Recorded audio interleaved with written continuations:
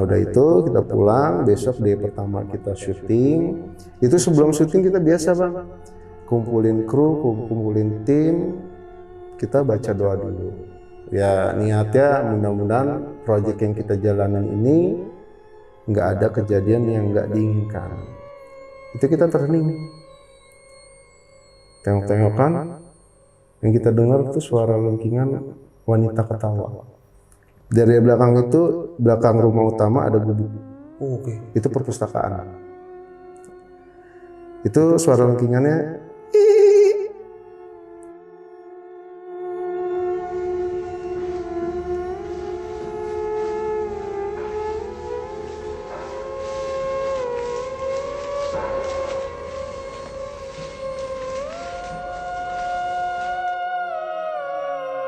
Kira nyampe lah ke situ, udah sampai.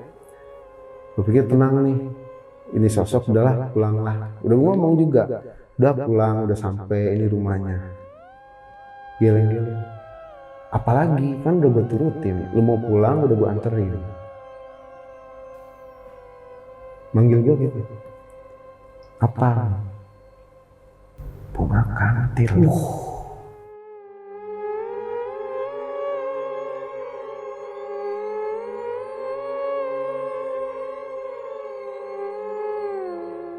Assalamualaikum warahmatullahi wabarakatuh. Salam sejahtera untuk kita semua. Kembali lagi di Lonceng Misteri, masih bersama gue Gilang Ahaditya.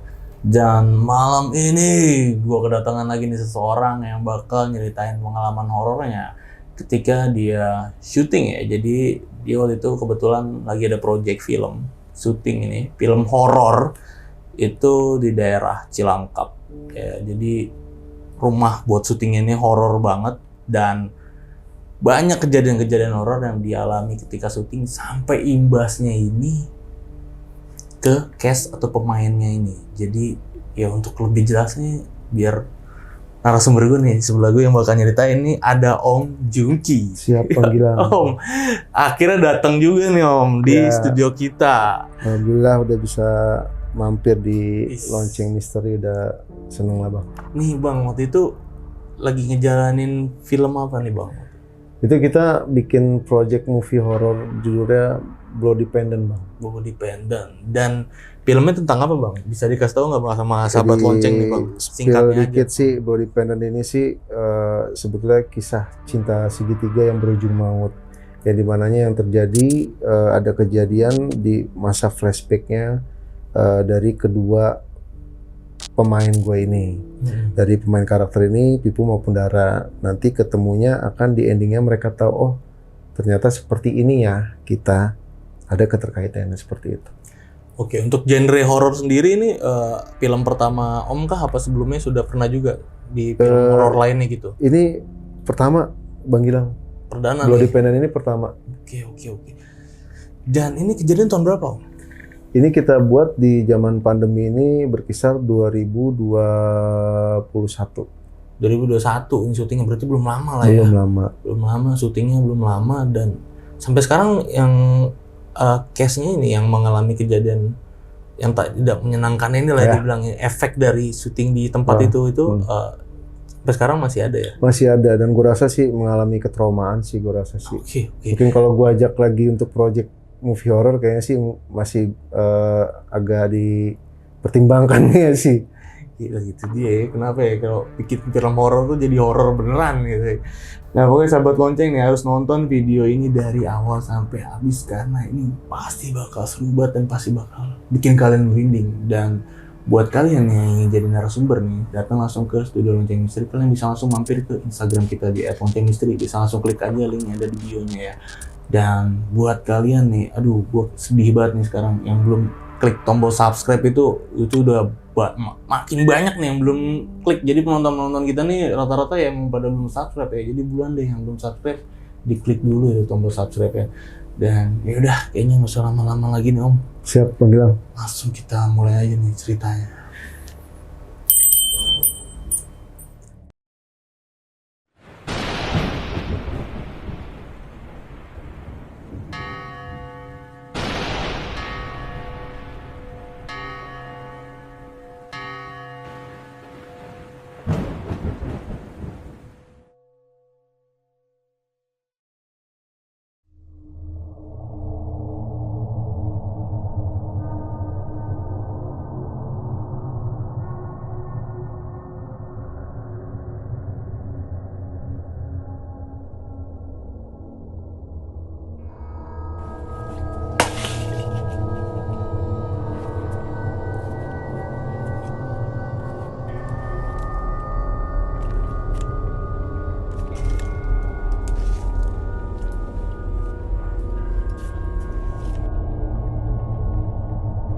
Nah, Om Jungki itu gimana Om ceritanya Om?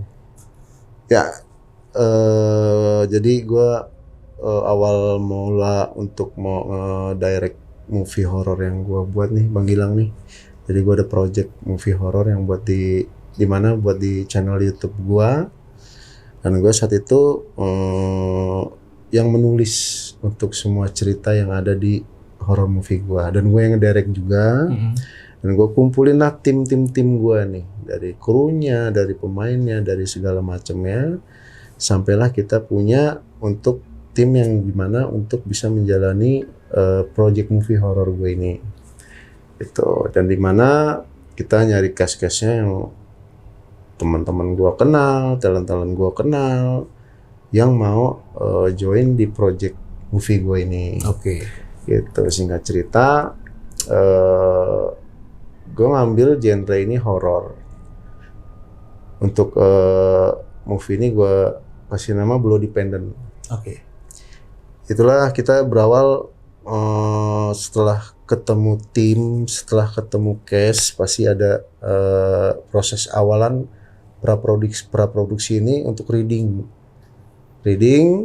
Kita sampai ngumpulin pemain di mana untuk reading, sampai untuk ngumpulin tim untuk test cam juga di lokasi.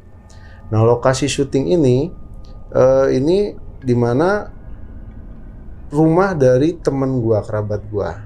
Jadi ngasih tempat, ya udah lu pakai aja nih untuk lokasi syuting project movie horror lo. Awal proses reading pertama ini kita naik di atas di balkon di lantai 2. Ini di mana ada beberapa case gua untuk reading. Nah, sebelum kita reading ini, kita datang ini merasa gerah, Bang. Karena gua positive thinking gua waktu itu sih ya di atas lah, siang-siang itu gua kalau nggak salah jam 1 atau jam 2 itu gua proses reading itu gerah nih. Nah, dari dari balkon itu ada pintu yang di mana itu untuk menuju ke balkon. Teras atas tuh. Jadi ya udah buka, itu ada pintu tuh, buka tuh biar anginnya masuk tuh. Dicobalah buka nih sama salah satu case gua, nggak bisa Kak. Dicoba lagi lah sama yang lainnya, case yang lain, nggak bisa Kak, berat. Nah, sama tim gua, kru gua juga, nggak bisa Om nih, nggak bisa kebuka. Ya udah deh, coba gua buka deh. Makanya kalau di mana-mana coba permisi, gua bilang, sama jangan lupa salawat. Gua buka Bang, enteng, langsung kebuka itu pintu. Suatu aneh juga dong. Iya. Dari beberapa orang tuh nggak bisa buka. Tenaganya mungkin sama kayak gua. Iya. Mungkin kru gua juga ada yang lebih gede juga badan dari gua, nggak bisa, sampai klik nggak bisa. Ya gua salawat langsung klik kebuka. Nah, oke, dari situ kita pulang lah. Belum ada cerita apa-apa. Besok harinya gua tes cam sama cek lokasi sama tim gua, kru gua, kameramen gua, soundman gua. Ada beberapa orang. Nah, itu mereka yang dimana mereka tuh belum pernah ke lokasi tersebut. Saat masuk dari gerbang awal ini, gila ya, keren nih, mungkin nih dibikin tempat movie horror, setnya oke nih. Nah, ngobrol lah di ruang tengah. Jadi Bang, gue gambarin, masuk ke area rumah itu belum buka gerbang, itu sampai ke tujuan rumah utama itu berkisar ada 500 atau 400 meter lu jalan. Oke. Baru ketemu. Ya logika lu jauh juga lah ya. Iyalah. Di situ lu jalan tuh ada rumput-rumput alang-alang, tuh ada pohon rambutan, ada pohon duren dan pohon-pohon gede lain lah. Itu baru ketemu rumah utama. Di sebelahnya ini ada bangunan rumah juga yang pada dasarnya dulu di mana ditempati sama penjaga rumah tersebut. Nah, di situ ada suami istri, pasangan suami istri. Tapi saat itu sudah nggak ada almarhum. Rumahnya udah nggak terawat, tapi buat area syuting kita juga. Nah, sebelahnya lagi ada rumah kosong yang jarang ditempati sama tantenya. Jadi di situ sudah kebaca areanya ini ada 3 rumah, yang dimana satu rumah utama yang dihuni teman gue Januar, yang satu rumah kosong yang udah nggak layak pakai, yang satu rumah yang jarang ditempati sama tantenya. Area situ rumahnya itu ditembokin Bang, berkisar itu 2000 meter persegi. Widih. Nah, itu ditembokin yang dimana tuh ya area situ udah kayak hutan aja. Lo di sisi pojok corner situ ada musola tua yang dimana musola tua itu udah bangunannya udah agak-agak runtuh. Di situ ada sumur tua, ada pohon bambu banyak, ya pohon tinggi mah udah banyak banget lah ya. Oke, udah kebaca ya Bang Gilang. Jadi untuk area rumah tersebut nih kembali ke tim gua yang lagi cek lokasi. Yang seperti gua bilang mereka belum pernah kesini. Tempatnya ya, gokil lah ini, keren banget buat tempat syuting film horor lah. Kita dari ngobrol-ngobrol itu kalau lebih ada 4 atau 5 orang itu kita terhening. Tengok-tengokan yang kita dengar tuh suara lengkingan wanita ketawa. Dari arah? Dari arah belakang. Dari arah belakang? Dari belakang itu, belakang rumah utama ada gubuk. Oh, oke. Itu perpustakaan. Itu suara lengkingannya.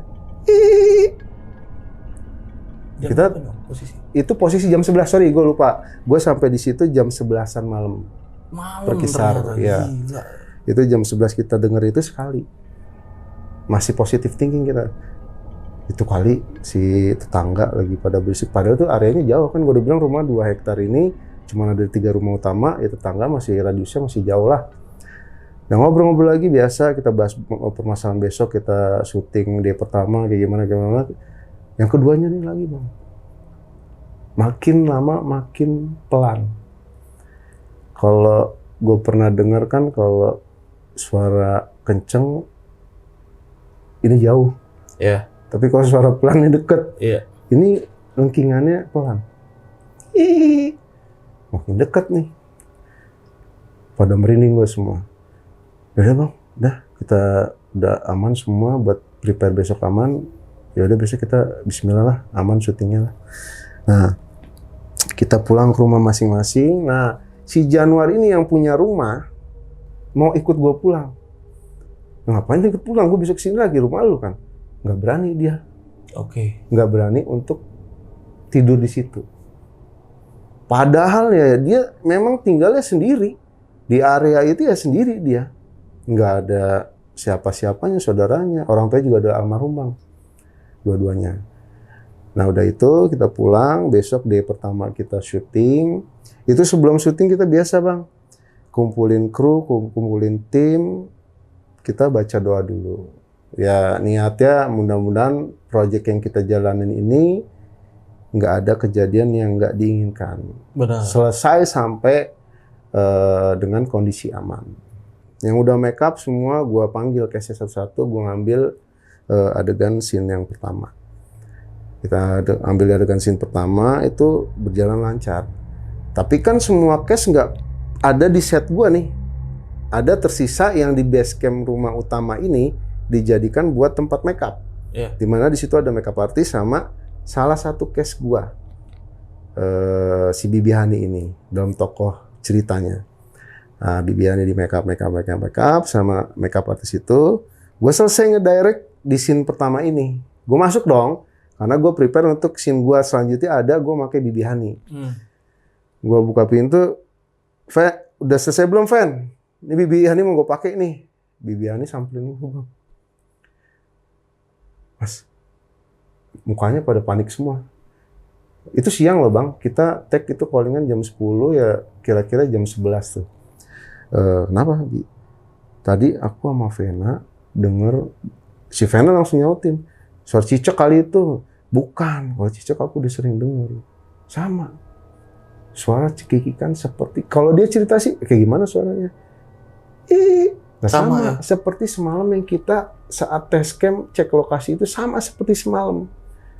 Dari mana arah suaranya? Sama dari arah rumah sudut corner situ yang dimana di situ ada dahulu itu dipakai buat perpustakaan buat orang tuanya almarhum si John itu. Gitu. Gua kondusifin keadaan dong dibanding tim gua nggak kondusif, kerjaannya terlantar. Udahlah, ini kali itu tetangga pada kata, iya, si Bibiannya juga menenangkan si makeup artist. Dibanding dia panik, malah nggak bisa make upin semua, kerja nggak fokus, kerjaan kita jadi terbengkalai. Udahlah, kita kelar itu. Udah, kita waktu break, makan siang, segala macam. Nah, gue nggak direct lagi nih, masih day pertama. Direct kira-kira abis asar jam 3:30 itu, gue biasanya kan minta kopi. minta kopi sama ada tim gue lah, bikinin kopi dong. Kopi ya bang, iya bikin kopi. Ya udah di PU tuh ke belakang tuh ke dapur. Gue ngederek, itu nggak ada. Ya kalau logikanya bikin kopi mah 5 menit lah baru nyamperin gue. Ini per 30 detik balik lagi ke gue. Saat gue di kursi, gue di monitoring, dia balik lagi ke gue. Brak! Kenapa? Gue pas mau ngambil cangkir, itu piring kegeser sendiri, dia cerita. Krek! Masih belum panik, dia takutnya, dia cerita sama gue, tapi ceritanya bisik-bisik, mungkin biar tim yang lain nggak tahu, biar kita yang sendiri berdua tahu. Pas piring kegeser sendiri ini, dia masih positive thinking, mau ngambil gelas untuk sama kopinya, itu rak. Di situ di pojok di corner di dapur itu ada rak piring bang. Rak piring ini gerak bang. Ah lu nya aja kali capek semalam habis survei, habis cek lokasi, lu kurang tidur. Enggak. Gue masih positif thinking aja. Udah lu nggak usah ini, lu kerja lagi, lu kosong bikin kopi, udah minum air putih. Dah lah kita ngederek kelar, kita pulang nih, dah selesai day pertama. Karena kita proses syutingnya itu Jumat, Sabtu, Minggu. Nah ke day kedua, ini pas kita udah malam mau break, udah mau kelar, itu scene terakhir di luar.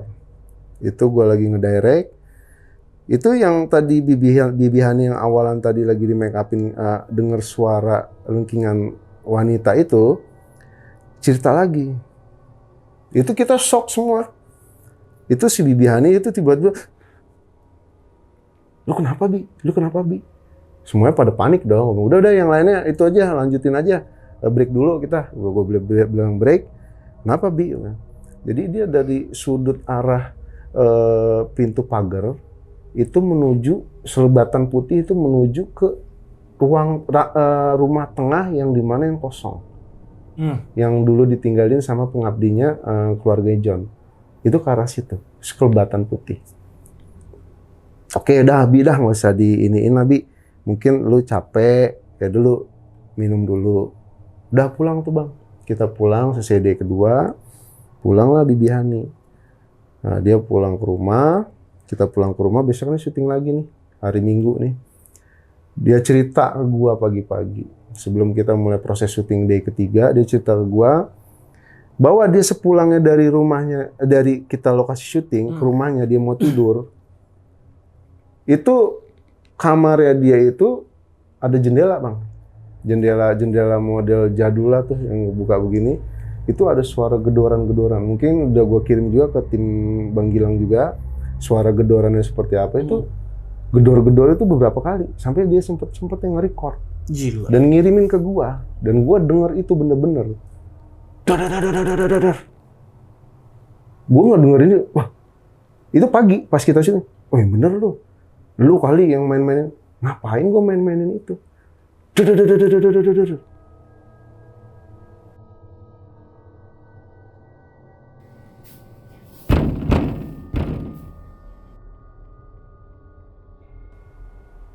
Ya udahlah, gue sih tahu sih ini mungkin ya kita ngerjain ini kebawa ke dunia yang kita jalanin juga, kebawa horornya juga gitu loh.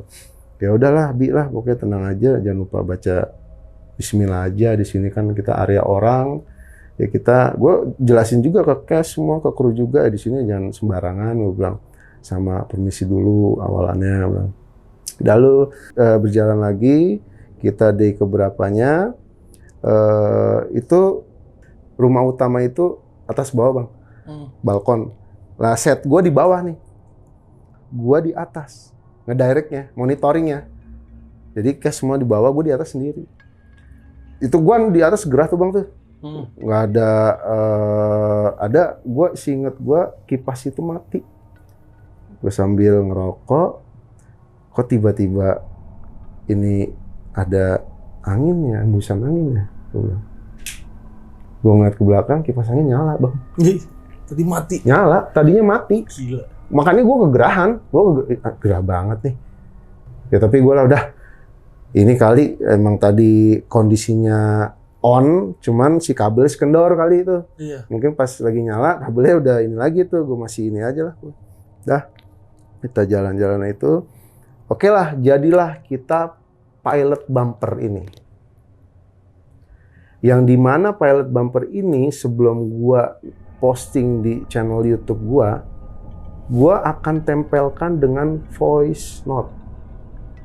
Voice note ini yang dimana gua minta bantuan sama talent gua yang dia itu bukan bagian dari project movie horror gua.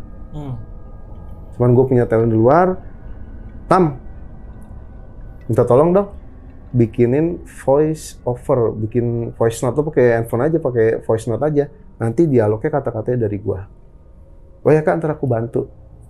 Ya udah, itu kalau nggak salah tuh pas break shooting gue lagi ngedit buat si pilot bumper itu jam 2 malam.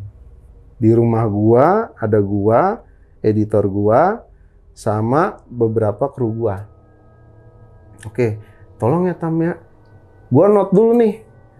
Gue minta request di tempat yang kedap suara, biar nggak noise, biar nggak bising, jadi lu suaranya jernih.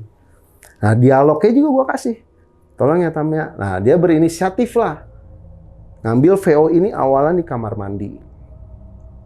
Di kamar mandi itu gue dengerin jelas, bener-bener jelas bang. Jadi ketika voice note ini kan dialognya kalau nggak salah, kisah cinta segitiga berujung maut. Saat dia voice overin itu di voice note itu, sebelum abis dialog itu suara keran air bunyi di kamar mandi. Kucuk. Nah si Tamara ini matiin voice note-nya, matiin, dimatiin itu. Gue masih nggak berpikir, oh ini kejadian serem nih, enggak lah, masih biasa, mungkin keran air bocor tuh. Iya benar. Lanjutlah dia beralih ke kamar, yang dimana di kamar itu dia sendiri. Ya orang tuanya kamarnya beda lah sama dia. Dia sendiri, dia di kamar nih bang. Di kamar voice note lagi. Kisah cinta segitiga yang berujung maut. Pipu dan darah itu gua denger ada back sound-nya bang. Jadi bukan Tamara doang yang voice note kedengeran di headset gua. Gila. Itu suara perempuan yang bersenandung. Ini gue merinding nih, gue cerita. Gue cerita nih merinding banget. Itu senandungnya Gila.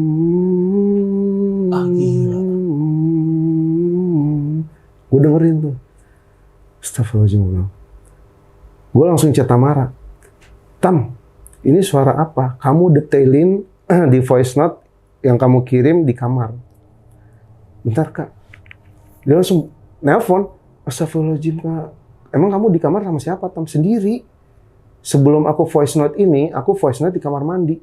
Kejadian di kamar mandi, aku saat voice note, itu keran air kebuka sendiri. Bener ternyata. Keran air kebuka sendiri, langsung dia matiin lah voice note-nya. Barulah dia bikin voice note yang kedua yang di kamarnya dia itu. Yang ada back sound-nya orang bersenandung. Gue juga kirimin juga buat ke tim lonceng misteri, ke timnya Abang. Mungkin bisa didengerin nanti. Senandungnya itu jelas banget. Dan gue tanya ke Tamara, itu siapa? Gak ada siapa-siapa, Kak, aku sendiri di kamar. Dan Tamaranya juga takut.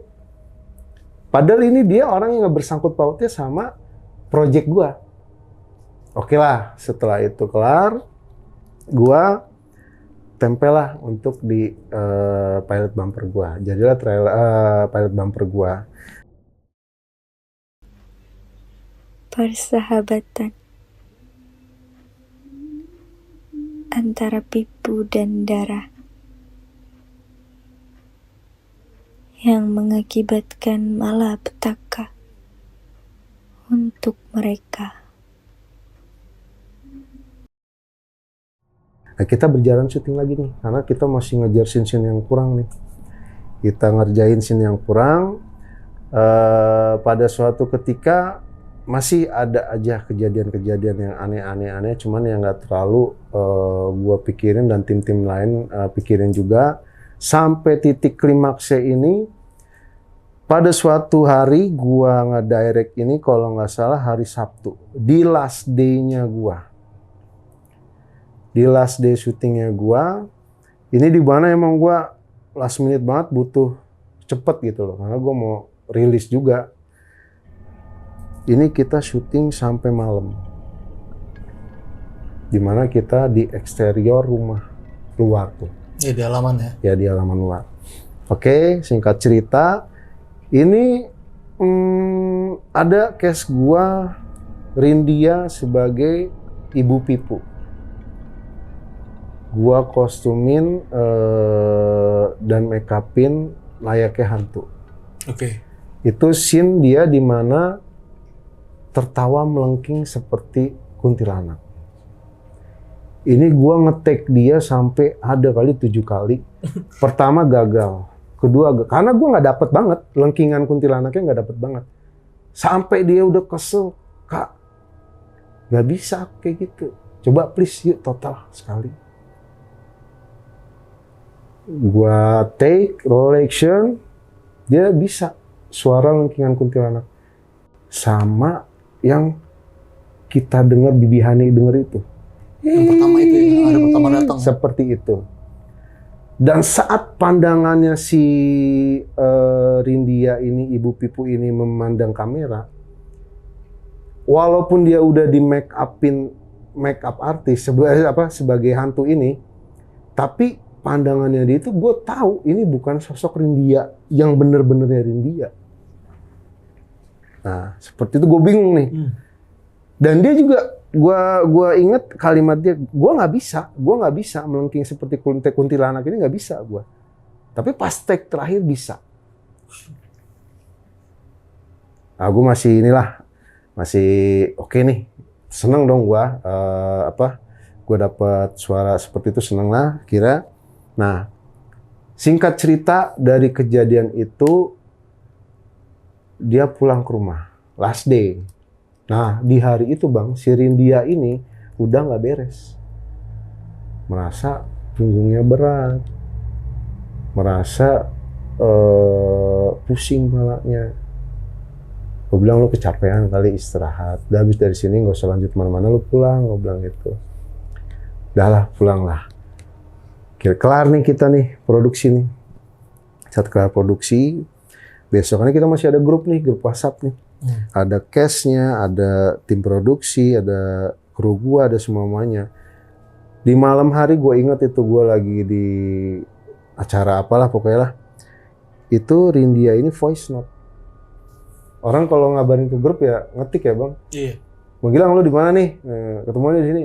Dia nggak pakai voice note, dia cerita. Nangis. Bahwa dia nggak kuat. Dia capek, dia pengen pulang. Loh kenapa? Gue bilang. Kenapa? Sampai gue telepon. Enggak, dia bilang mau ke rumah sakit. Mana dia sebut waktu itu. Ngapain di situ? Ya temen aku di situ, aku mau nengokin. Ngapain? Gue bilang. Udah besok aja lah. Besok aja gue bilang. Gue udah koordinasi sama tim semua, sama teman-teman semua. Ini ada yang nggak beres. Pasti ada yang nggak beres. Nah, sebagai gue yang bertanggung jawab di produksi ini, di project ini, ya gue mau nggak mau besok gue coba untuk nengok ke dia. Nah, dia kosannya di Setiabudi Bang. Nengokin dia sama beberapa tim gue telepon, sama case-case gue juga gue telepon. Karena mungkin rasa kita kasihan ke dia nih, takutnya kenapa-napa anak, kita tengokin lah. Yeah. Itu siang Bang kejadiannya. Gue kalau nggak salah jam 2 ke sana. Itu kita tengokin dia. Itu gue ngeliat kosan, jadi kosannya masuk ke dalam. Ini deretan kosan semua, ada pintu tangga naik ke atas, di atas itu kosan juga. Yang dimana tuh kosan itu ya kosong dua-duanya. Nah gue tengokin lah, Rin gimana? Iya aku capek banget nih. Badan aku kayak pegel, kayak ada yang nemplokin. Gue cerita tuh ya, kenapa sih emang? Semalam dia mimpi. Semalam aku mimpi. Mimpi apaan? Mimpi sananya aku didatengin sosok wanita. Wanita cantik, ngapain ya? Ya nggak, sananya aku didatengin aja, tapi aku tuh kayak sadar nggak sadar kayak rep-repan. Aku bangun. Ya udah mungkin mimpi doang. Tiba-tiba nangis Bang. Nangis. Rindia itu nangis mau minta pulang. Waduh, dalam hati gue ada yang gak beres nih, gue bilang mau minta pulang. Ya kan ini rumah lo, gue bilang. Iya. Ini kosan lo, gue bilang. Enggak, mau pulang aja katanya. Nah inti dari cerita dia tuh kerasukan bang. Oke, ternyata kerasukan. Kerasukan. Nah dia cerita nih. Nah ini dari klimaks ini semua inilah poin-poinnya. Jadi dia kerasukan. Dimana di hari itu bisa sampai 18 kali kerasukan. Ya ampun. Dengan sosok yang sama. Gue nanya, gue tanya, emang dari mana? Jadi Rindia nangis, sudah berontak, nangis, bawaannya mau keluar mulu, pintu gue kunci. Gue takutnya kan dia keluar kabur, ke lantai atas dilompat, tanggung jawab gue lagi. Tanggung jawabnya di gue kan. Gue tanya, emang dari mana? Mau pulang katanya, tinggalnya di mana? Nunjuk-nunjuk doang. Nah gue langsung berpikir gue, abis ngerjain proyek ini, siapa tahu penghuni-penghuni sana ada yang ikut. Gue tanyain, dari Cilangkap. Manggut. Ya. Lu gimana nggak serem? Lu gue berdua di sini duduk-dudukan, dia nangis, mau pulang katanya. Natap gue enggak, tapi pandangannya tuh bukan dia, bukan Rindia. Iya. Mau pulang. Di mana? Cilangkap. Tapi sama si cantik. Nah, Rindia ini disebutnya sama sosok itu si cantik. Oke. Jadi si sosok ini nyebut Rindia ini si cantik. Dia suka dengan si cantik. Dia manggilnya si cantik. Suka sama si cantik, di mana si cantik harus ikut pulang. Udahlah, gua nggak mau dah, udah di sini aja dah. Sampai kita bacain hilang. Kita coba sendiri bacain tuh hilang. Gak lama begitu lagi, lebih berontak lagi. Lah gue kan yang ngadepin gitu kan bingung bang. Orang kesurupan lah, gue bukan orang yang paham kayak gitu-gituan. Ngilangin, ngobatin, sembuhin. Ya cuma niat aja, hilang lagi. Nah ini titik klimaksnya si sosok ini cerita. Saya kasihan sama si cantik, kenapa? Yang di dalam marah. Yang di dalam rumah marah. Yang di Cilangkap itu? Yang di Cilangkap itu marah. Jadi gue bukan orang indigo, gue bukan orang pinter, gue orang bukan bisa ngeliat, tapi emang gue di area situ sih sebenarnya udah tahu titik-titiknya nih bang nih. Jadi gue di luar tuh ada sosok apa ya, udah ngegambar, di dalam juga gambar, di luar juga gambar. Nah ini cerita, kebetulan apa yang ada di feeling gue, di pikiran gue, diterjemahkan sama si sosok yang masukin Rindia ini. Dia cerita bahwa yang di dalam nggak suka. Kenapa nggak sukanya? Jadi pas hari D terakhir syuting, itu Rindia itu sedang menstruasi. Oke. Sedang lagi datang bulan. Waduh, kacau nih dalam pikiran gua. Terus kenapa? Logika gua mungkin bersih-bersihnya nggak bersih. Benar. Buangnya sembarangan. Namanya di tempat kita yang jarang kunjungi, tempatnya kayak gitu. Kita lagi ngerjain proyek horor sampai memasuki si Rindia tersebut. Intinya sosok ini mau sama Rindia. Suka dengan badannya Rindia mau diajak pulang ke sana. Itu udah berapa kali dikeluarin, masuk lagi, dikeluarin, masuk lagi, dikeluarin, masuk lagi. Itu maghrib pas setelah sholat maghrib ini ada Ustadz, panggil Ustadz deh daerah sini, gue gak ngerti, gue bilang. Ustadz datang 2 bang. Datang 2, gue ceritain kronologisnya gimana sampai kejadian seperti ini. Ya sama, dia udah bacain ayat-ayat Quran, Al-Fatihah, ayat kursi. Tapi ya masih gitu-gitu aja. Sampai angkat tangan. Ya udah mas, kalau kayak gini bawa aja kembali ke Cilangkap. Ke tempat lokasi syuting. Itu berkisar jam 8 malam. Gue telepon cowoknya. Jadi cewek lo nih mau gue bawa lagi nih kalau kasih syuting. Dia tahu juga, dia kemasukan segala macem. Akhirnya kita bawa ke lokasi syuting. itu sebelum ke lokasi syuting, ayo sekarang pulang. Gua anterin pulang, mau nurut. Sama ada satu permintaannya lagi. Minta apa? Dia sambil nunduk ini ceritanya. Minta apa? Manggil gua gitu. Apa? Bunga kantil. Bunga kantil yang diminta. Anjing, gue merinding, gue bilang kuntilanak segini amat. Gue panik, gue tanya tim gue, telepon si ini, suruh kesini sekarang, mampir ke Karet Bifak. Kan ke Setiabudi dari rumahnya ngelewatin Karet Bifak. Ya. Dia beli cari bunga kantil dulu. Beli berapa om? Beli 4 atau 5. Oke, bawa bunga kantil, udah. Gua yang punya rumah, si Januar John, Rindia, sama Rindia ini duduk di tengah diapit bang. Gue takutnya dia tiba-tiba mau loncat aja. Ya, itu terkadang di mobil juga sadar, kadang-kadang masukkan lagi. Sama, sosoknya sama sih dia juga. Kira nyampe lah ke situ, cowoknya pun datang juga, cowoknya datang iring-iringan sama kita. Itu udah sampai tuh, udah sampai. Gue pikir tenang nih. Ini sosok udahlah pulanglah. Udah ngomong juga. Udah pulang, udah sampai ini rumahnya. Geleng-geleng. Apalagi kan udah gue turutin. Lu mau pulang udah gue anterin. Mau sama si cantik. Lu nggak mau, gue bilang. Gue nggak mau, gue bilang. Aku kasihan dong, nangis dia nangis. Aku kasihan doang. Aku kasihan doang sama Rindia. Aku kasihan sama si cantik ini yang marah, yang di dalam itu marah katanya. Saya cuma mau nolongnya, udah kan udah beda alam, udah gua turutin juga bunga kantil udah gua beliin juga. Itu saat gua nunjukin bunga kantil bang langsung mau diseger, tapi gua nggak mau. Lo gua kasih, tapi perjanjian lu mana? Lu minta dianterin ya lu pulang dulu. Iya. Ya prinsip gua manusia kan lebih sempurna dibanding dia. Ya ngapain gua mau nurut sama dia? Lu keluar dulu bang. Dari baca-bacaan lagi, hilang. Masuk lagi. Sampai gue kasih bunga kantil lagi, ditangkap bang. Dimakan. Dimakan itu nggak kayak kita makan nasi, itu, ya makan makanan tuh. Menikmatinya itu bener-bener pakai perasaan. Rasain wanginya, mungkin seperti itu.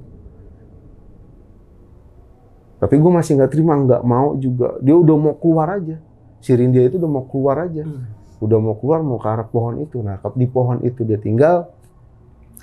Nah, udah gitu, tiba-tiba datanglah, karena gua merasa nggak sanggup, datanglah orang situ asli. Orang situ asli datang, mbak-mbak, ibu-ibu. Kenapa? Katanya. Ini bu, gue ceritain tuh kronologisnya, kita ngerjain proyek ini, tapi ketempelan. Nah, gue ingat ibu itu cuman bawa garpu sama garam. Bawa garpu sama garam, cuman di perutnya bang, sama garam ini dimasukin ke mulutnya dia, ke mulutnya si Rindia ini, dah hilang, dah hilang bersih dah sampai rumah, jangan pikirannya kosong, aja ngobrol terus aja. Oke, gue pikir aman nih bang, aman dong, cash gue udah nggak kerasukan dong. Nah kita di situ sempat ngobrol dulu sama si Rindia ini, kenapa sih kayak begini? Nah, dia cerita nih, gue tarik lagi ke belakang. Waktu last day dia pulang ini, dia sama cowoknya, dijemput cowoknya. Oke. Ketika dia mau masuk ke mobilnya dia, itu di sininya kayak ada yang nonjok. Nah, Rindia itu cerita ke gue, sampai pegel. Badan aku pegel kayak ada yang nonjok. Aku sampai berantem sama cowok aku. Ayah ngapain ini punggung aku katanya. Enggak, aku nggak ngapa-ngapain. Saat dia mau masuk, si cowok itu muter ke pintu mobil sebelahnya. Enggak ngapa-ngapain kamu. Jadi sananya tuh ada yang nepuk punggungnya si Rindia dan merasa berat. Sampailah ke rumah kemarin itu, sampai kerasukan, sampai voice note kita, sampai kita mengalami kejadian yang di kosan, sampai terjadi di sini juga. Nah, dia cerita, memang aku lagi dapet bersih-bersih. Nah, mulai dari bersih-bersih itu sudah merasa badannya berat. Merasa berat, merasa pusing, merasa aneh. Dan gue juga ngeliat Rindia ini bukan Rindia yang kayak yang kemarin-kemarin. gitu loh. Dan kita sempat bikin BTS. Kalau syuting kan biasalah bikin BTS gitu. Nah ini Bang, yang gua temuin apa? Yang gua temuin ini si Rindia ini memang kalau syuting kan ada real sama flashback. Real yang sekarang, yang flashback yang kejadian yang kemarin kan. Nah saat realnya dia kan dikostumin pakai kostum baju Mbak Kunti. Iya. Dan dia ketika itu duduk di bawah pohon. Di bawah pohon yang tempat tadi si Mbak Kunti ini minta turun, merasa itu rumahnya. Oke. Dia duduk di situ, di kursi, dan dia menimang-nimang bayi. Nah, bayi itu properti doang. Properti dari kita, ditimang-timang bayi.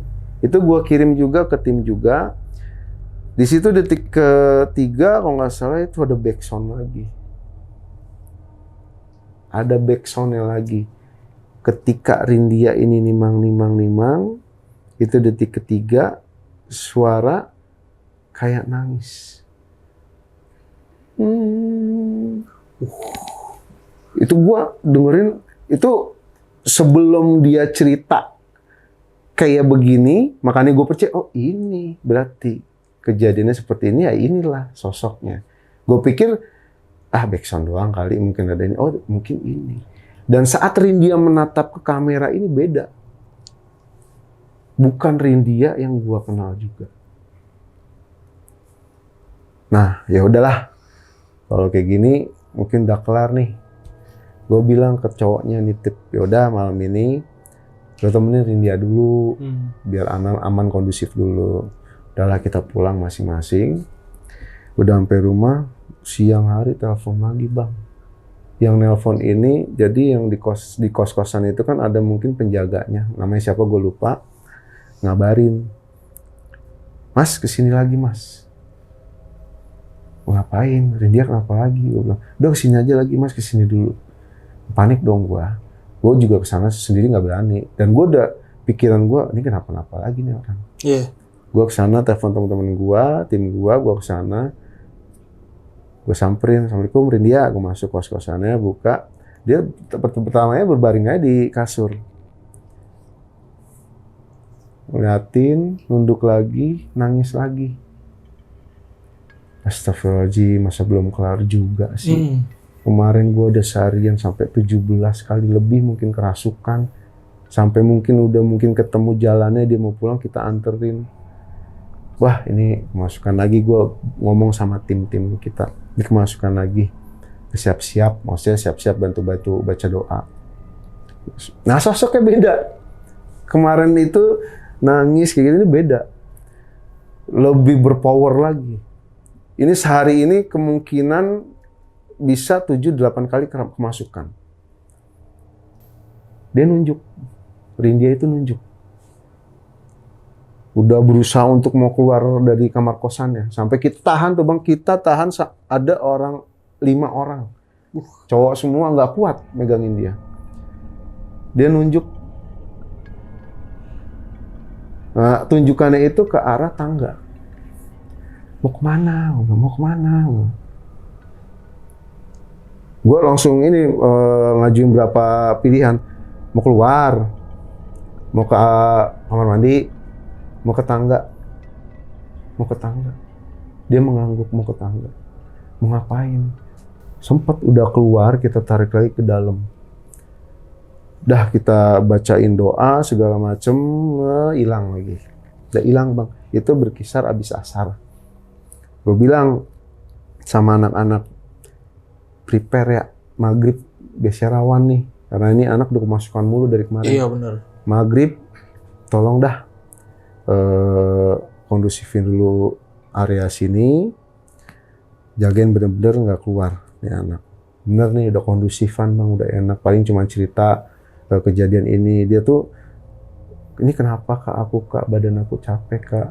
Ya mungkin kalau kemasukan gue belum pernah kemasukan sih Mas, kayaknya sih capek juga sih Mas Gilang, apa gimana, perasaannya berat segala macem. Capek, aku mau pulang aja, mau ke Bandung, mau berobat di Bandung aja. Gue tanya, gue juga nanya juga sama si penjaga kosan situ, Rindia kemarin-kemarin pernah kayak gini? Nggak pernah, layaknya orang lain aja, main sama teman kosannya ini, sama teman kosannya. Nah, maghrib kelar nih bang nih, mungkin dia whatsappan sama temennya bahwa kondisi dia sakit ini segala macem, datang tamu. Bahkan gue udah nyuruh nih sama teman-teman gue, udah kondusifin dulu, lu semua wudhu semua, lu pada sholat semua, biar aman nih Rindia nih, terjaga.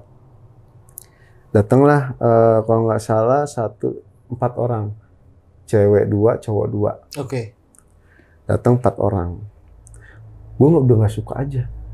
Aduh, ini namanya dari luar ya bang ya. Mungkin terkontaminasi dari luar nih, bawaan dari luar. Oke, nih gue tadi ada yang ke-skip 1. Sebelum dia kemasukan sosok yang di tangga, itu sebelumnya dia kemasukan juga bang. Gue tanya dari mana? Lu yang dari Cilangkap. Oh ya dari Cilangkap udah aman dari sana. Terus dari mana? Perjalanan, kan kita perjalanan pulang tuh malam tuh. Iya. Nah pesen dari tadi yang ibu-ibu yang di Cilangkap itu, jangan dibawa kosong pikirannya, aja ngobrol terus. Kalau bisa jangan tidur. Nah, gue nggak tahu kan karena gue kan fokus sama jalanan, sama segala macam, nggak fokus ke dia. Nah yang masukin ini, dia cerita dari mana. Gue kayak tebak-tebakan sama dia. Dari kamar mandi, dari ini, dari jalanan, jalanan bang. Dari perjalanan ini berarti ada yang masukin sosok lain. Sampailah ke situ, itu yang tenaganya berat banget. Gue tanyain kenapa ikut sini. Nggak apa-apa, itu dia berontak. Nggak apa-apa. Saya suka badannya, dia bilang. Oh makin merinding lagi gue. Semuanya bingung kita harus ngapain lagi nih, masa ngurusin beginian terus sih. Iya benar. Dah itu akhirnya bisa lah lambat waktu bisa dikeluarin sampai yang masuk di sosok tangga. Sampai kita balik lagi nih yang udah maghrib aman, tiba-tiba kedatangan temannya 4 orang itu. Ini yang lebih dahsyat bang. Jadi gue nggak tahu lah ya. Mungkin kalau gue bisa di sini ungkapin, mudah-mudahan beliau juga sih nggak nonton nih yang temannya 4 orang ini. Jadi mungkin ya teman-temannya agak-agak nakal ya bang ya. Ya mungkin ya dunia malam lah segala macam lah, gue nggak tahu lah. Dan cowok ini 2 juga banci. Oke. Ya datang juga ada ketimpiringan, kenapa nek gini segala macam. Gue udah masuk aja. Nah awalnya datang dia masuk, Rindia dipanggil Rindia apa dah gitu. Dia tuh langsung gini, melek ke pandangan mereka 4 datang. Itu gue duduk di sofa, ya ini kejadian lagi. Udah beda banget Rindia. Melek ke sofa, langsung berontak. Kan gue bilang apa? Kondusifin dulu. Gue marahin sama teman-teman gue, jangan suruh masuk dulu yang dari luar. Iya benar. Ini masih belum kondusif. Akhirnya masuklah ke Rindia. Ini sosoknya lebih berat lagi bang. Dia sampai jatuh ke bawah, sampai ngegraum. Ini tangannya dia kaku. Oh. Nah gue tanya lagi. Gak suka dia. Gak suka bang. Gak suka. Nah sebelumnya maghrib ini, emang setelah maghrib kita di kosan ini ngeplay lantunan ayat-ayat Quran. Berisik katanya. Berisik, matiin, berisik katanya. Oh panik gue nih, makin dahsyat lagi yang masuk ini. Udah itu sampai akhirnya kita coba ya, mohon bener-bener dah biar hilang, kira hilang lah itu. Temennya langsung gue suruh pulang, udah pulang dulu deh, jangan diganggu-ganggu. Dah tuh pulang bang, udah dong aman dong, udah ngobrol lagi, udah mau minum lagi, gue suruh minum lagi. Gue inget sih yang di Cilangkap itu ngasih garam. Gue kasih garam. Setiap kalau abis dibuang kayak gitu bang, muntah. Kan gue juga ngeliat kalau orang kerasukan tuh kalau diobatin ruqyah tuh pasti muntah. Nah itu gue ngeliat muntah, kita yang ngelapin. Abis ngelapin udah bersih lantai, kerasukan lagi. Muntah lagi, kita lapin lagi. Udahlah akhirnya singkat cerita, kita kelar, cowoknya gue telepon datang, temenin dah malam ini, mudah-mudahan udah aman dah, nggak ada kejadian apa-apa lagi. Udah tuh kita beralih kita ke dunia lain lagi, maksudnya ke gua aktivitas gua dan tim-tim gua. Gua tinggalin si India, besokannya kita pada pulang. Gua denger kabar India katanya mau berobat di Bandung, katanya mungkin ada orang pintar atau apalah, abahnya atau apa, ya udah. Kita lah tim mau ke Bandung. Mau ke Bandung, gua, istri gua, anak-anak gua, sama beberapa tim gua, ada 4 orang. Sama di sana gua menuju rumahnya Pipu Samadara, di mana dia tuh bagian dari cast gua juga di movie horror gua juga. Tidurlah di sana. Gua bukan baru sekali, udah 2 kali ke sana kalau nggak salah. Itu yang kedua ke sana setelah project kita kelar, kita ke sana mau main. Nah nih terornya nggak kelar di Jakarta aja. Gua ke Bandung kejadian lagi, Bang. Itu emang gue agak jahil sih Bang ya orangnya. Gue nyampe situ, yang lainnya masuk, gue naruh handphone lah. Jadi rumahnya si Pipu Dara ini di klaster, turunan, belok kanan. Di belok kanan itu mentok Bang. Mentok, sebelah kanan rumah, sebelahnya rumah lagi, sebelahnya lagi baru rumahnya Pipu Dara.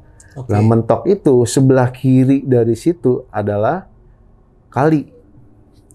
Dan di kali situ ada pohon bambu. Namanya gue iseng, gue taruh handphone gue nge-record di situ. Gue tinggalin, gue masuk ke dalam, mungkin durasi 30 menit atau 40 menit. Gue ambil handphone itu lagi. Dan gue coba review. Di situ ada penampakan dong, ternyata dari pohon bambu. Ada putih itu gerak bolak-balik. Itu setelah gue zoom ya. Kalau nggak di zoom sih nggak akan kelihatan. Jadi gue zoom bolak-balik, bolak-balik. Gue kasih tahu semuanya. Lu ngapain sih buat gitu? Nggak apa-apa, iseng aja. Ya lagi ngapain takut ya? Gue juga salah juga kali ya. Dah beranjak lah malam nih, singkat cerita. Malam hari gue butuh rokok dong. Rokok gue habis. Suruh tim gue ini nyari lah keluar, namanya di Bandung ini Cimenyan rada jauh Bang. Nyari rokok jauh. Gue di kamar lah sama istri, sama anak. Mau tidur. Nah di atas ini ada 2 kamar Bang. Kamar gua, sebelah kamar gua ini toilet. Nah seberang gua sisi kanannya itu kamarnya Pipu Dara. Yang gua tahu pasti mereka udah tidur tuh, udah malam banget tuh. Itu berkisar kalau nggak salah setengah 12. Setengah 12 malam mereka udah tidur. Gue iseng dong.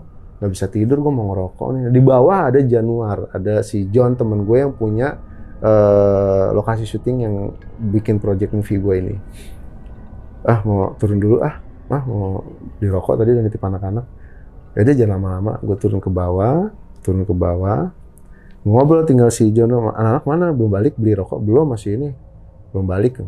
Nah, gue ceritain akses pintu masuk untuk ke rumahnya Pipu Dara ini, di mana lu bisa masuk harus pakai akses yang ditempel pakai card itu, baru lu bisa buka itu pintu.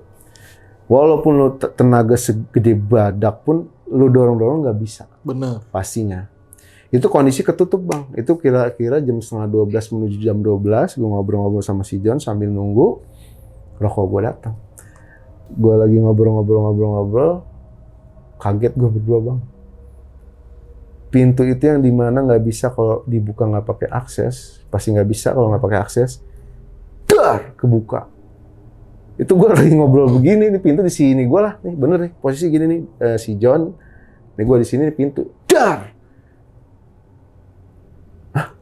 Gue tengoknya, John, kok kebuka? Angin kali ya. Nah di situ sih angin kenceng memang, angin kenceng. Ya Bandung kan dingin Bang. Ya gue sih angin kali lah. Bilang, tutup lagi. Klek. Digini-gini nama kita ditutup, nggak bisa kebuka tanpa akses.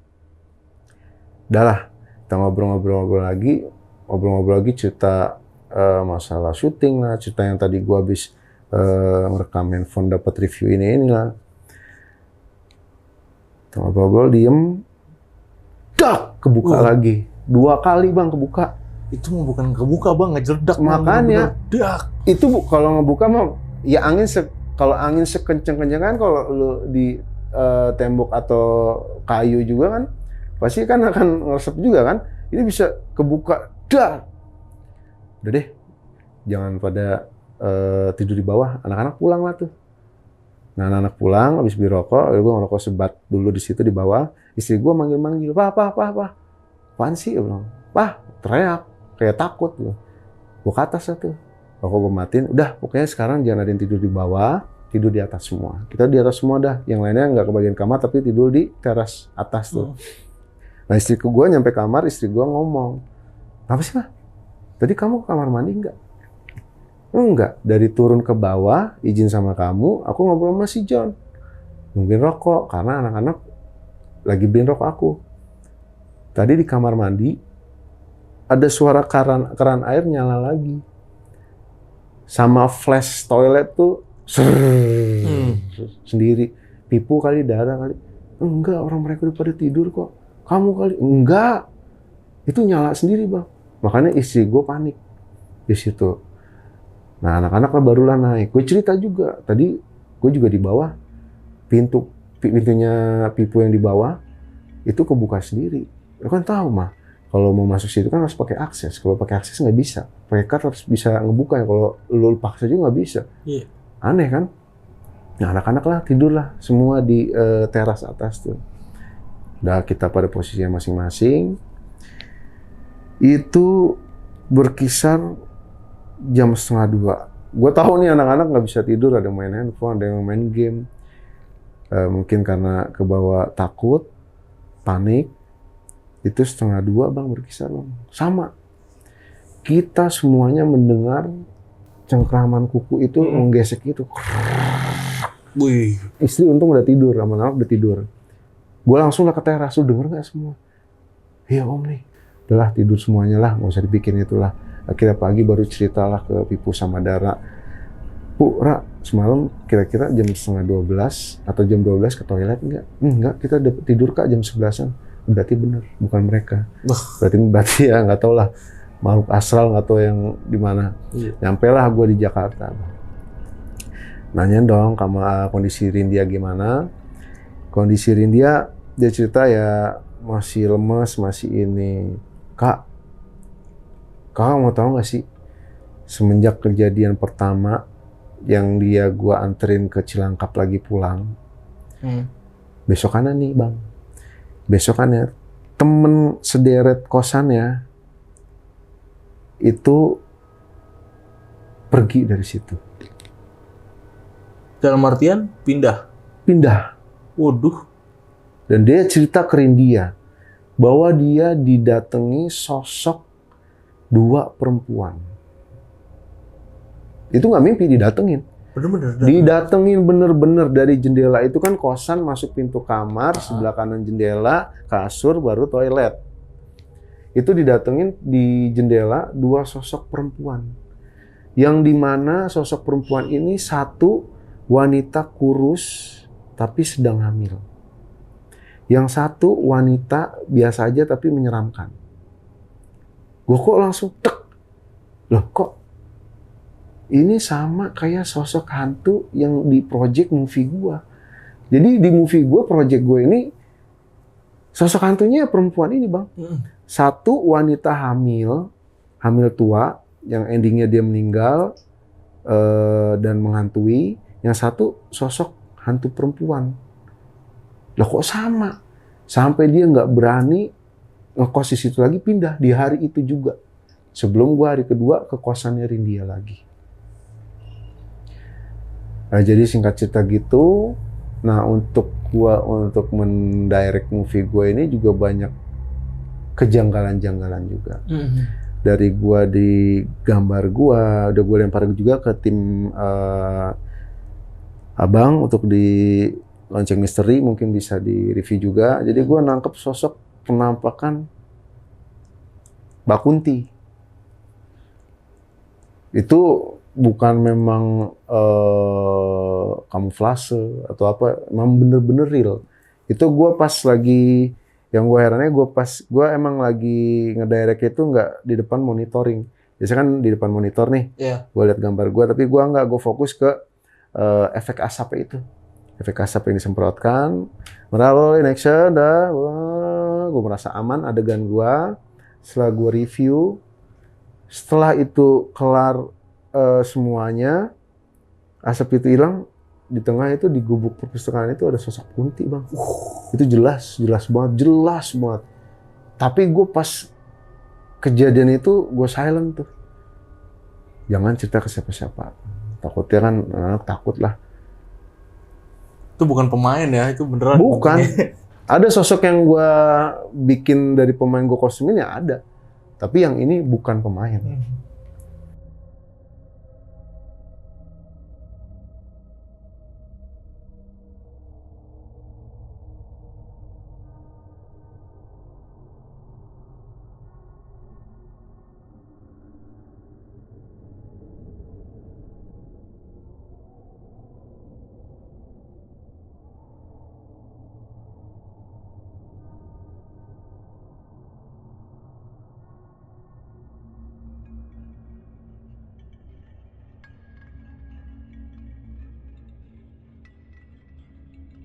Ya kurang lebih gitu, Bang. Jadi pengalaman dari yang project gue jalanin ini, kenapa anehnya tuh bisa menyangkut ke kehidupan real kita gitu. Iya. Ini jadi pertanyaan ya. Iya. Tapi sebelum Om nih buat project horor ini nih. Ya. Sebelumnya nih udah sering ngalamin yang kayak gini belum? Ya kalau cerita-cerita misi sih banyak sih, Bang, masih mau di kulik-kulik lainnya lagi, cuman yang untuk tema yang ini yang gue jalanin project movie horror gue ini yang sampai sebegitu rumitnya, complicatednya, sampai kasihan case gue. Iya benar gitu. Ya. Tapi sampai sekarang si Karindia nggak apa-apa tuh, Om. Dan dia nggak apa-apa. Sampai sekarang gue izin aman. juga. Gue juga mau bawa cerita ini ke launching history ini ke semua case, ke termasuk Rindia. Soalnya nanti kalau namanya disebut nggak apa-apa ya. Karena yang lu tuh yang ininya banget lah, ibaratnya maskotnya banget lah. Sama yang lainnya juga seperti itu. Dan para case lain juga cerita sama gue sih. Bukan Rindia juga ada, tapi ini orangnya tertutup. Sosok Bibi ini itu yang gua di make upin pertama, dia dengar suara lengkingan wanita. Nah itu di rumahnya itu dia tuh sosoknya yang tadi yang ngedor-gedor pintu itu, Bang, ada yang ngikutin anak kecil, yang tadi anak kecil itu diikutin. Tuh sampai yang bukan digedor-gedor jendelanya aja. Jadi pagar ini, Bang, apa namanya, jemuran.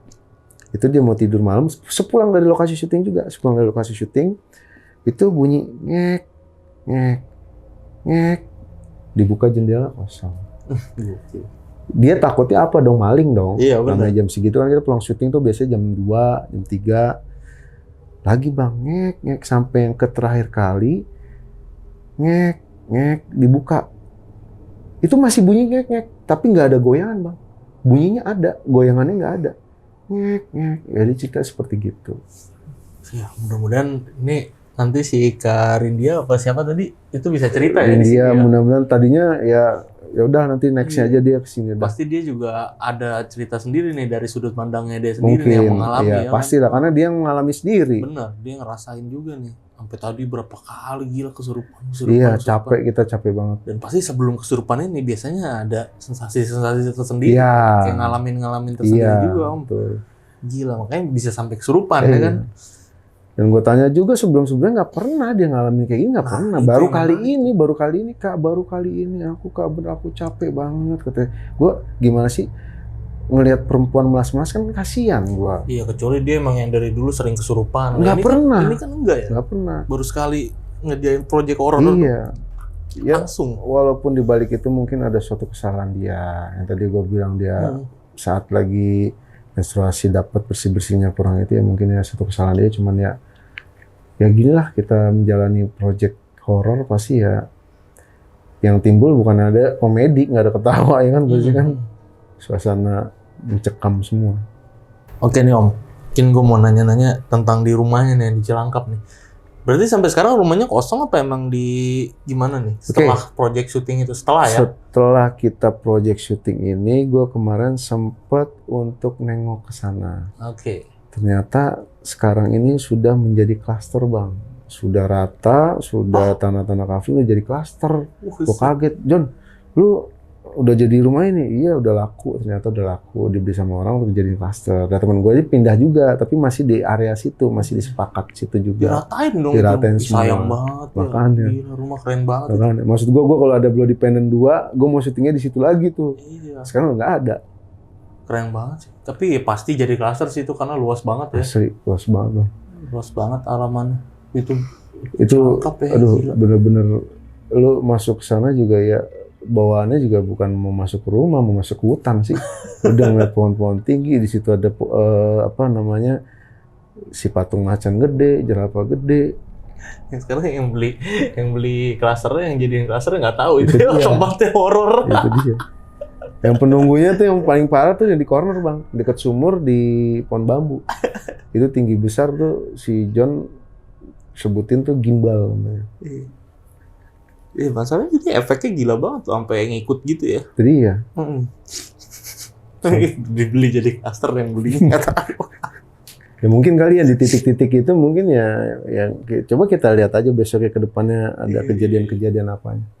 Ya oke. Udah mungkin nah itu tadi cerita lengkap dari Om Jungki ya buat sahabat lonceng yang udah nonton videonya dari awal sampai habis. Gimana pendapat kalian, tulis di kolom komentar. Dan jangan lupa nih yang penasaran sama ceritanya nih sama filmnya, itu filmnya udah jadi Om ya, bisa mampir ke YouTube channelnya Om Jungki di Jungki Production ya. Itu udah ada Om film fullnya ya sama teaser. Sudah dari pilot, bumper, teaser sama Udah dependent ya, jadi bisa langsung gas aja ke sana. Nanti linknya gue taruh di deskripsi juga buat mempermudahnya ya. Dan thank you banget nih Om Jungki udah cerita-cerita di channel Lonceng Misteri. Ini gila banget sih, keren-keren banget ceritanya. Kenapa ya kalau cerita dari ini nih apa orang-orang film nih syuting nih gila banget. Maksudnya nggak nyangka gitu sampai kayak gitu. Karena emang itu dia, apalagi datang langsung ke lokasi sih. kadang bukan genre horor aja, kadang lu bikin drama atau komedi ya kalau namanya lokasi syutingnya ada aja sih gangguan-gangguannya. Apalagi ini. Apalagi yang lu Niatnya bikin genrenya horor. Walaupun udah diselamatin, didoain ya ada aja gangguan-gangguannya. Oke, thank you banget nih Om Jungki Siap, ya. Mas Gilang, makasih banyak. Dan buat sahabat lonceng nih yang ingin jadi narasumber juga, datang langsung ke studio Lonceng Misteri. Caranya gampang banget, kalian bisa langsung mampir ke Instagram kita di @loncengmisteri. Bisa langsung klik aja link yang ada di bio-nya itu ya. Dan akhir kata gue Gilang Aditya izin pamit. Om Jungki juga izin pamit. Bye bye.